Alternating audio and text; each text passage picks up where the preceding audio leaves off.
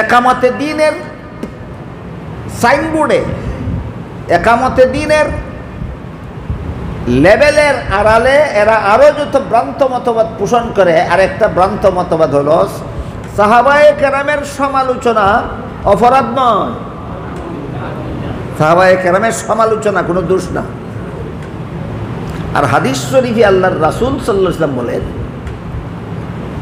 ইযা রাআইতুমুল্লাযীনা ইয়াসুব্বুনা আসহাবী ফাকুলু লানাতুল্লাহি আলা শাররিকুম।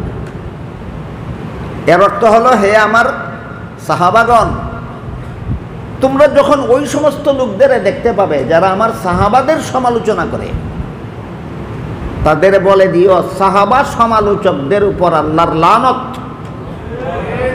সাহাবা সমালোচকদের উপর আল্লাহর লানত।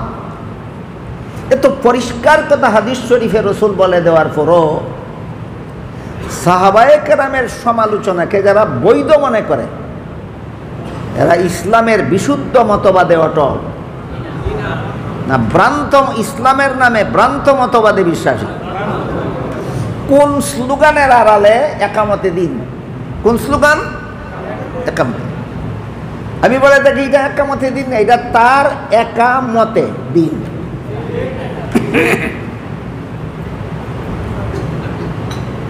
আপনাদের অনেকের মনে অনেক সময় প্রশ্ন জাগা স্বাভাবিক যে সাহাবায়ে কেরামকে জীবনে কোনোদিন কোনো গুনাহ করেননি? সাহাবায়ে কেরামের কি কোনো দোষ ত্রুটি ভুল ত্রুটি ছিল না? যথেষ্ট ছিল, হ্যাঁ যথেষ্ট ছিল। সাহাবায়ে কেরামের অনেকেই অনেক গুনাহ করেছিলেন, সাহাবায়ে কেরামের অনেকেই অনেক ভুল করেছিলেন, ত্রুটি বিচ্যুতি করেছিলেন।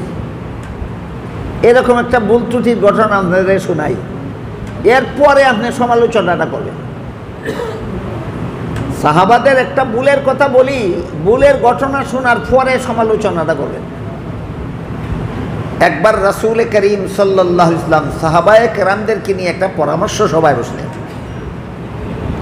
পরামর্শ সভায় প্রত্যেক সদস্য যার যার মতামত স্বাধীনভাবে ব্যক্ত করার অধিকার রাখে। নিয়ম, পরামর্শ সভার প্রতিটি সদস্যের অধিকার আছে তার নিজস্ব মতামত স্বাধীনভাবে ব্যক্ত করার। এমত অবস্থায় দুইজন সাহাবী নিজের স্বাধীন মতামত ব্যক্ত করতে গিয়া তাদের মধ্যে একটু কথা কাটাকাটি হয়ে গেল। আর দুইজনের মধ্যে যখন কথা কাটাকাটি হয় তখন অলক্ষেই নিজের বেখিয়ালেই গলার আওয়াজ একটু চড়া হয়ে যায়। এই দুইজন সাহাবী পরস্পরে কথা কাটাকাটি করতে গিয়া গলার আওয়াজ একটু বড় হয়ে গেল। তখন আল্লাহ পাক রব্বুল আলামিন সতর্ক করে দিয়ে আয়াত নাযিল করে বলেন, ইয়া আইয়ুহাল্লাযীনা আমানু লা তারফাউ আসওয়াতাকুম ফাওকা সাওতিন নাবী ওয়ালা তাজহারু লাহু বিল কওলি কাজাহরি বাযিকুম লিবাযিন আন তাহবাতা আমালুকুম ওয়া আনতুম লা তাশউরুন। হাফিজ সাহেবদের জিজ্ঞাসা করবেন, এটা হলো সূরা হুজুরাতের 2 নম্বর আয়াত। এখানে আল্লাহ বলেন, হে মুমিন মুসলমানেরা, নবী যেখানে উপস্থিত তোমার সামনে, বলুন তো নবী কোন সমস্ত মুমিন মুসলমানদের সামনে উপস্থিত ছিলেন? নবী যেখানে উপস্থিত সেখানে তোমরা উচ্চস্বরে কথা বলবে দূরের কথা, তোমরা পরস্পরে একে অপরের সাথে যেই আওয়াজে কথা বলো এইরকম স্বাভাবিক আওয়াজেও যদি কথা বলো, আর তোমার গলার আওয়াজের কারণে যদি নবীর কষ্ট হয় তাহলে নবীর সাথে এমন চরম বেয়াদবি হবে যে বেয়াদবির পরিণতিতে তোমার সারা জিন্দেগির সমস্ত বন্দেগি বরবাদ হয়ে যাবে, অথচ তোমরা তা টেরো পাবে। বলেন তো কার ভুলের প্রতিবাদে আল্লাহ সূরা হুজুরাতের 2 নম্বর আয়াত নাযিল করেছিলেন? সাহাবাদের। কি ভুল ছিল? গলার আওয়াজ বড় হয়ে গেছিল, নবীর দরবারে কথা বলতে গিয়ে গলার আওয়াজ বড় হয়ে গেছে। আল্লাহ প্রতিবাদ করে আয়াত নাযিল করলেন। এই আয়াত নাজিল হওয়ার পর সাহাবায়ে কেরামের অবস্থা এমন হয়েছিল, নবীর দরবারে গেলে নবী কোনো কথা জিজ্ঞাসা করলে অনেক সময় এত আস্তে জবাব দিতেন যে নবী অনেক সময় বুঝতেই পারতেন না। সংশোধন হয়েছিলেন কি পরিমাণ? শতকরা ৯৯ ভাগ। আপনারা বলেন ১০০ ভাগ, আমি বলি ১০১ ভাগ। যদি এত আস্তে জবাব দিতেন যে নবী কোনো রকম বুঝতে পারতেন, এটা ১০০ ভাগ বলা যেত। এত আস্তে জবাব দেন নবী বুঝতেই পারেন না, এটা ১০০-র উপরে। সাহাবায়ে কেরামের এই সংশোধন হওয়ার উপর সন্তুষ্ট হয়ে আল্লাহ ৩ নম্বর আয়াত নাজিল করে। ৩ নম্বর আয়াত নাজিল করে বলেন, ইন্নাল্লাযীনা ইয়াগুদ্দুনা আসওয়াতাহুম ইনদা রাসূলিল্লাহি উলাইকাল্লাযীনা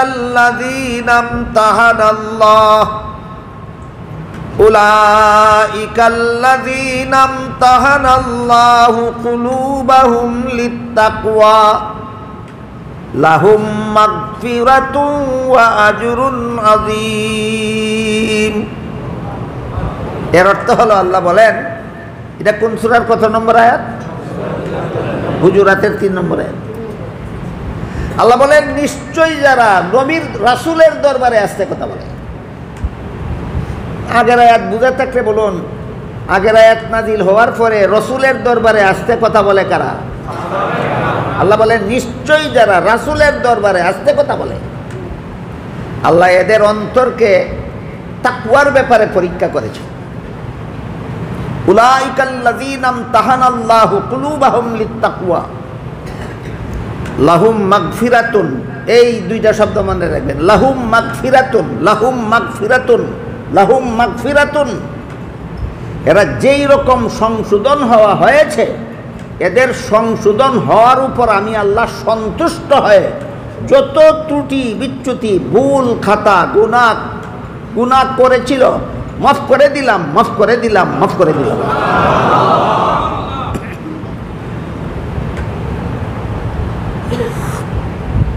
একামতে দিনওয়ালারা শুধু সাহাবী ভুল করেছিল জানে, সংশোধন হয়েছিল, আল্লাহ মাফ করে দিয়েছিলেন, বাকি দুইটা জানে না। জানে না, না মানে না? হ্যাঁ, জানে জানে জানে, মানে না। জানে কিন্তু মানে না। এটার নাম ওই ভ্রান্ত মতবাদ। দেখেন, সাহাবায়ে কেরামের একটা দোষের কথা আপনাদের সামনে ব্যক্ত করলাম। যার দরবারে দোষ হয়েছিল তার দরবারে সংশোধন হয়েছেন, তার পক্ষ থেকে সাধারণ ক্ষমার ঘোষণা করে দেওয়া হয়েছে। বরং ক্ষমার ঘোষণার পরেও সমালোচনার যোগ্যতাকে, এই জন্য ইসলামের বিশুদ্ধ মতবাদে সাহাবায়ে কেরামের সমালোচনা হারাম। ইসলামের বিশুদ্ধ মতবাদে সাহাবাদের সমালোচনা হারাম। কেউ যখন গুনাহ করার পরে যথারীতি তওবা করে আল্লাহর দরবার থেকে গুনাহ মাফ করাইয়া লয়। হাদিস শরীফে আল্লাহ রাসূল বলেন, আত-তাইবু মিনাজ যামবি কামাল্লা যামবা লাহু। তওবা করে যারা গুনাহ ছেড়ে দেয় তারা আবার বেগুনাহ হয়ে যায়। তওবা করে যারা গুনাহ ছেড়ে দেয় তারা আবার বেগুনাহ হয়ে যায়। নবীগণ বেগুনাহ, সাহাবাগণ বেগুনাহ, বেশ কম আছে। নবীগণ জীবনে কোনোদিন গুনাহ না করে বেগুনাহ, আর সাহাবায়ে কেরাম সমস্ত গুনাহ তওবা করে মাফ করাইয়া বেগুনাহ। বলুন কোন দল গুনাহগার রইল? তাইলে দুই বেগুনার মধ্যে বেশ কম আছে। একদল গুনাহ না কইরা বেগুনাহ, আর এক দলে গুনাহ মাফ করাইয়া বেগুনাহ। প্রথম দলকে বলা হয় মাসুম, আর দ্বিতীয় দলের উপাধি হইল মাগফুর। এই দুইটা পরিভাষা মনে রাখতে হবে আপনাদের। নবীগণ জীবনে কোনোদিন গুনাহ করেননি, তাদের উপাধি মাসুম। সাহাবাগণ যত গুনাহ করেছিলেন সংশোধন হয়ে আল্লাহর কাছ থেকে মাফ করাইয়া নিছেন, এই জন্য তাদের উপাধি হলো মাগফুর। মাগফুর মানে ক্ষমাপ্রাপ্ত। ওই যে সূরা হুজুরাতের ৩ নম্বর আয়াতে আল্লাহ বলেছেন লাহুম মাগফিরাতুন, লাহুম মাগফিরাতুন, লাহুম মাগফিরাতুন, এদেরকে মাফ করে দিলাম, মাফ করে দিলাম, মাফ করে দিলাম। যার দরবারে ত্রুটি হয়েছিল তিনি মাফ করে দিলেন, তুমি মাফ না করনেওয়ালাটাকে।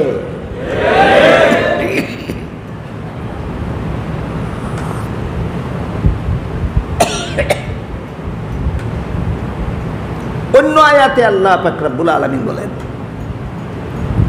মুহাম্মাদুর রাসূলুল্লাহি ওয়াল্লাযীনা মাহু আশিদ্দাউ আলাল কুফফারি রুহামাউ বাইনাহুম। মুহাম্মাদুর রাসূলুল্লাহ এবং তার সঙ্গী সাথীগণ, একটু দয়া করে বলবেন মুহাম্মাদুর রাসূলুল্লাহর সঙ্গী সাথীগণ কারা? হ্যাঁ, মুহাম্মাদুর রাসূলুল্লাহর সঙ্গী সাথীগণ।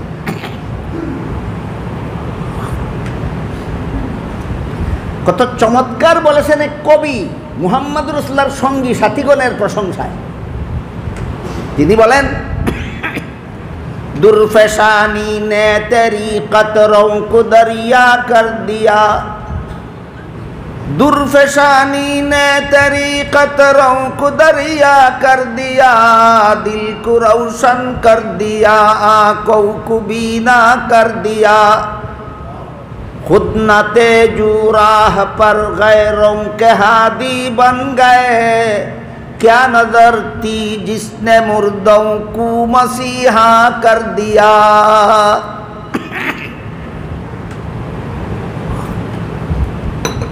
আল্লাহ বলেন মুহাম্মাদুর রাসূলুল্লাহি ওয়াল্লাযীনা মাআহু, মুহাম্মাদুর রাসূলুল্লাহ এবং তার সঙ্গী সাথীগণ।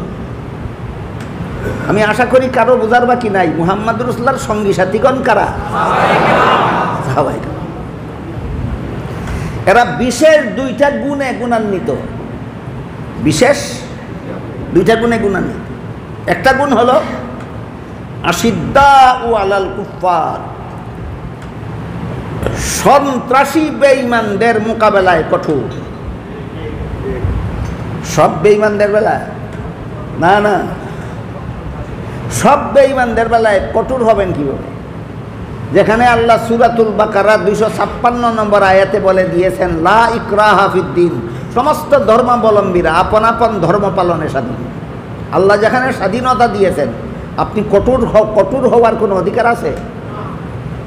কাজেই অমুসলমানরা দুই প্রকার, এক প্রকার হইল শান্তিপ্রিয় অমুসলমান, আর এক প্রকার হইল সন্ত্রাসী অমুসলমান। শান্তিপ্রিয় অমুসলমানদের বেলায় আল্লাহ বলেছেন লা ইকরাহা ফিদ্দিন, স্বাধীনভাবে এদেরকে এদের ধর্ম পালন করতে দাও। আর সন্ত্রাসী অমুসলমানদের বেলায় আল্লাহ বলেন মুহাম্মাদুর রাসূলুল্লাহি ওয়াল্লাযীনা মাআহু আশিদ্দাউ আলাল কুফফারি রুহামাউ বাইনাহুম। মুহাম্মাদুর রাসূলুল্লাহ এবং তার সঙ্গী সাথীগণ দুইটা বিশেষ গুণে গুণান্বিত। এক নম্বর গুণ হলো সন্ত্রাসী বেঈমানদের বেলায় কঠোর, সন্ত্রাসী বেঈমানদের বেলায়। দ্বিতীয় গুণ হলো রুহামাউ বাইনাহুম, নিজেরা পরস্পরে সদয়, একে অপরের প্রতি সদয়। মুহাম্মাদুর রাসূলুল্লাহ এবং তার সঙ্গী সাথীগণের বিশেষ দুই গুণের প্রথম গুণ হলো সন্ত্রাসী বেঈমানদের মোকাবেলায় কঠোর, আর নিজেদের বেলায় পরস্পরে সদয়। এই যে বিশেষ দুইটা গুণের কথা আল্লাহ নবীর সমস্ত সঙ্গী সাথীগণের বেলায় উল্লেখ করেছেন। এই দুইটা গুণ থেকে বঞ্চিত ছিলেন হযরত মুয়াবিয়া। আল্লাহর কোরআনে ঘোষিত সাহাবাদের দুই গুণ থেকে মুয়াবিয়া বঞ্চিত ছিলেন। মুয়াবিয়া কতটুকু বঞ্চিত ছিলেন এবার একটা কাহিনী বলি শুনুন। একবার মুনাফিকরা চক্রান্তের মাধ্যমে হযরত আলী এবং হযরত মুয়াবিয়ার মধ্যে একটা বিরোধ বাঁধাইয়া দিল। এই চক্রান্তের ইতিহাস অনেক লম্বা। মুনাফিকদের চক্রান্ত বুঝতে পেরে আলী মুয়াবিয়া আপোষের বৈঠকে বসেছেন। আলীর পক্ষে যে সৈনিক ছিল তারাও বৈঠকে উপস্থিত ছিল, মুয়াবিয়ার পক্ষে যে যারা সৈনিক ছিল তারাও বৈঠকে উপস্থিত ছিল। বসা মাত্রই দেখা গেল কারো ভিতরে কারো প্রতি কোনো হিংসা বিদ্বেষ নাই, শুধু মুনাফিকদের ভুল বুঝাবার কারণে বিরোধটা সৃষ্টি হয়েছিল। কাজেই তারা আপোষ মীমাংসায় নিষ্পত্তি করে আলী মুয়াবিয়া দুজন বৈঠক থেকে উঠেছে। মুনাফিকরা দেখল এই দুইজনের মধ্যে বিরোধ বাধাইছিলাম, দুইজনে আপোষ করে নিছে, এখন সমাজে আমরা সমাজের মারামারি কাটাকাটি বজায় রাখবো কীভাবে? কাজে এই আপোষ থাকতে দেওয়া যাবে না। আলী তার সেনাবাহিনী নিয়ে তার পথে রওনা হইলেন, মুয়াবিয়া তার সেনাবাহিনী নিয়ে তার পথে রওনা হইলেন রাতের অন্ধকারে। মুনাফিকের দল আলীর সেনাবাহিনীর উপর রাতের অন্ধকারে তীর নিক্ষেপ করতে লাগলো, মুনাফিকের দল মুয়াবিয়ার সেনাবাহিনীর উপরও রাতের অন্ধকারে তীর নিক্ষেপ করতে লাগলো।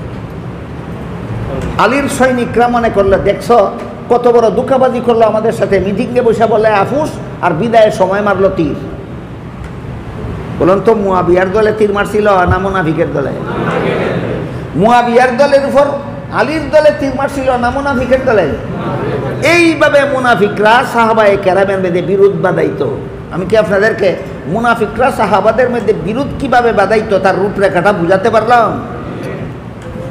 সাহাবারা পরস্পরে হিংসুক ছিলেন, এই জন্য বিরোধ ছিল না মুনাফিকরা বিরোধ বাধাইতো? তারা ছিলেন পরস্পরে সদয়। এই পরস্পরে আলীর দল পরস্পরে সদয় ছিলেন, আলীও পরস্পরে সদয় ছিলেন, শুধু মুয়াবিয়া ছিলেন নিষ্ঠুর। নিষ্ঠুর না? তাইলে মুয়াবিয়ার একটা কাহিনী শুনুন।